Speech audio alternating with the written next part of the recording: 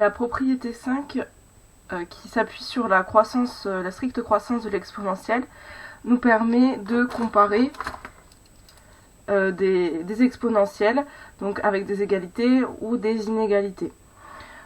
Qu'est-ce que ça veut dire ici? C'est par exemple,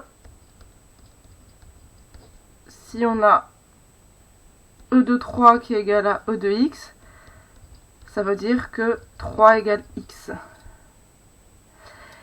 Cette propriété-là nous indique que si e de x est plus petit que e de moins 5, c'est équivalent de dire que x est strictement plus petit que moins 5.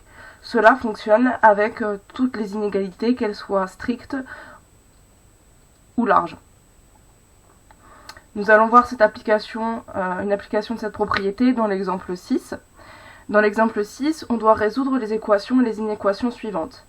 On remarquera qu'il n'y a pas d'ensemble donné pour résoudre cette équation et cette inéquation. Mais en regardant, on se rend compte qu'il n'y a pas de restriction sur les valeurs de x. C'est toujours la première étape. L'exponentielle est définie sur R, donc il n'y a pas de souci pour résoudre cette équation sur R ou cette inéquation sur R.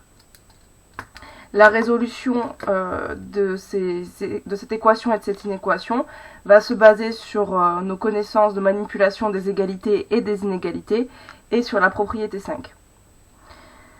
Alors, la première étape ici, on remarque qu'il y a deux exponentielles de chaque côté, une exponentielle de chaque côté, et on va donc pouvoir appliquer la propriété 5 qui nous indique que l'équation est équivalente à 3x moins 4 égale 11. On se retrouve ici dans le cadre d'une équation du premier degré qu'on sait résoudre de manière classique. 3x égale 11 plus 4, c'est-à-dire 3x égale 15. Ici, j'ai fait des deux côtés plus 4. Alors qu'avant, j'avais utilisé la propriété 5. Ensuite, pour isoler x, j'ai une multiplication par 3, ici, qui est devant le x, donc je vais devoir diviser par 3 des deux côtés pour isoler x.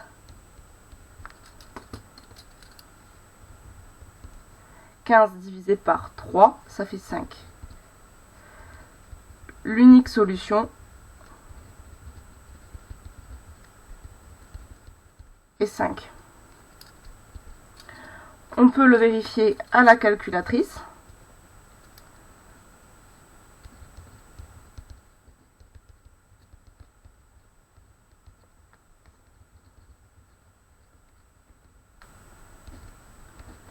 Donc comment est-ce qu'on vérifie à la calculatrice?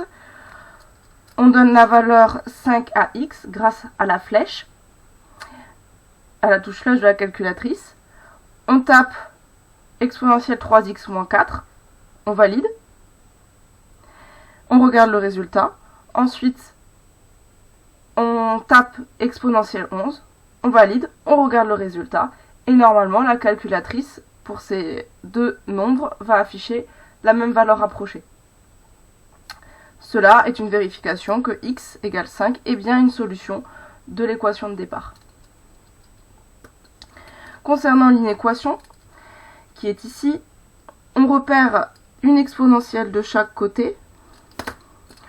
On peut donc appliquer la propriété 5 pour écrire que cette inéquation est équivalente à 2x supérieur ou égal à 6.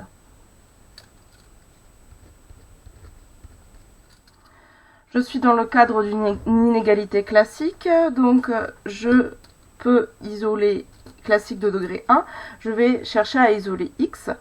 Ici, x est multiplié par 2, je vais donc faire une division par 2 des deux côtés. J'ai bien vérifié que 2 est positif.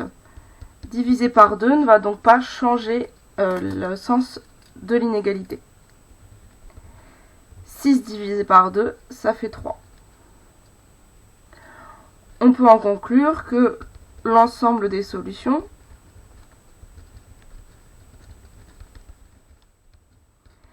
et l'intervalle des nombres qui sont plus grands que 3 avec 3 compris. Donc c'est l'intervalle 3 fermé plus l'infini.